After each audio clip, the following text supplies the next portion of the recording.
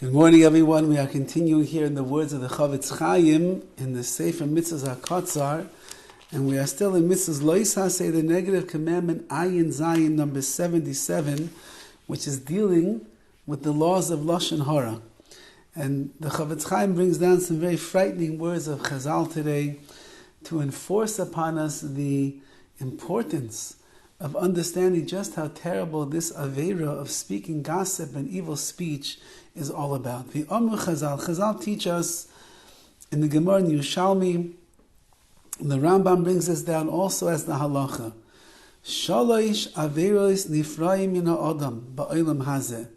There are three Aveiros, there are three sins that a person will do that he is going to be punished and punishment exacted from him in this world. And as a result of committing these transgressions, not only will he receive a punishment in this world, he will have no portion waiting for him in the world to come. Avodah Zarah, one of them is idol worship. Gilu Arayis, the other one is illicit and licentious relations, all of the prohibited relations that the Torah says a man and a woman are not allowed to have. And the third one is Ushvichas Damim, is cold-blooded murder, killing somebody.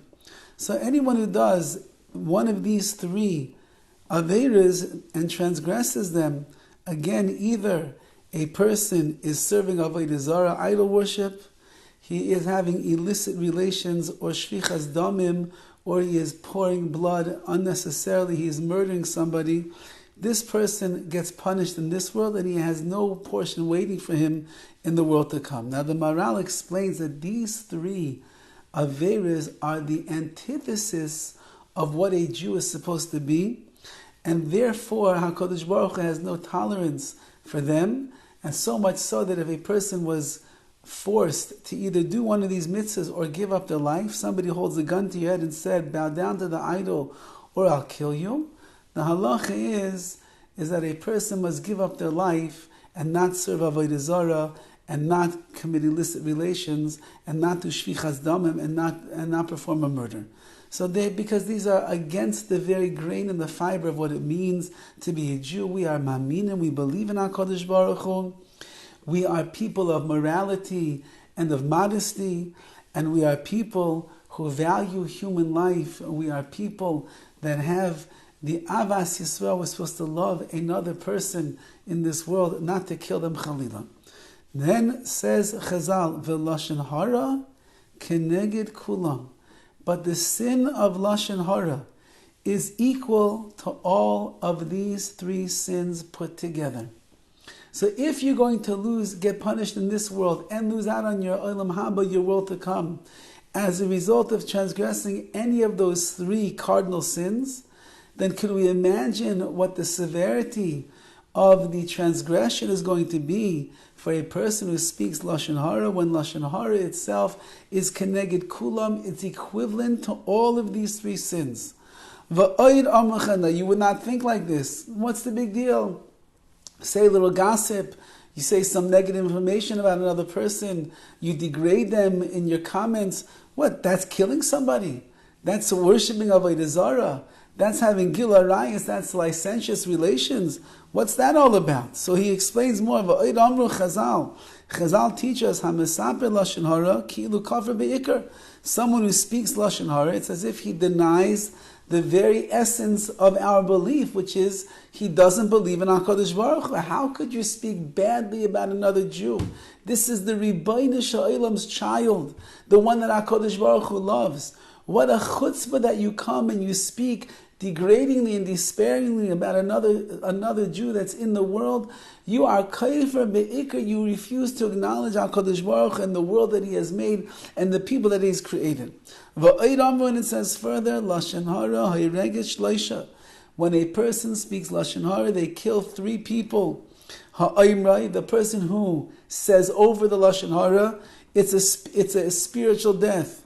V'mekablai, and the person who accepts the Lashon HaRa that was being said, he's also destroyed because he's listening to the terrible words of Aveira. And he starts believing it as well, and he looks down on other people. V'hanemar alav, so too, the person that the Lashon HaRa was said about, he also is killed. His reputation is gone. He loses jobs. He loses shidduchim. He becomes a disgruntled and angry person. He is destroyed. V'hamekablai, the one who accepts the Lashon HaRa, he is worse than the one who says it, because since that you had a choice, you could have stuck your fingers into your ears like pegs, it says the Gemara, and blocked out the words of Lashon HaRa. You could have rolled up the cartilage on the bottom of your ears and stuffed them into your ear holes, like the Gemara says, not to hear the words of Lashon HaRa. You could have walked away from the scene of the crime and not listened to the words of Lashon HaRa, and yet you chose to listen and to be makabel and to accept those words that you heard. That punishment for him is even worse than the one who said the Lashon HaRa itself. Says the Chavetz Chaim, Lashon HaRa is a very serious and grave transgression, which there is no wiggle room around over here to find kulas and leniencies. On the other hand, when it comes to the rules and the laws of Lashon HaRa, a person must be very, very careful.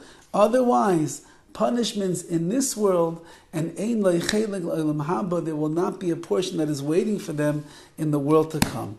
Have a wonderful day and a wonderful Shabbos. Should be noted that the Shabbos table often becomes the great center and the platform for Lashon HaRa that the families want to catch up on from the entire week that has transpired.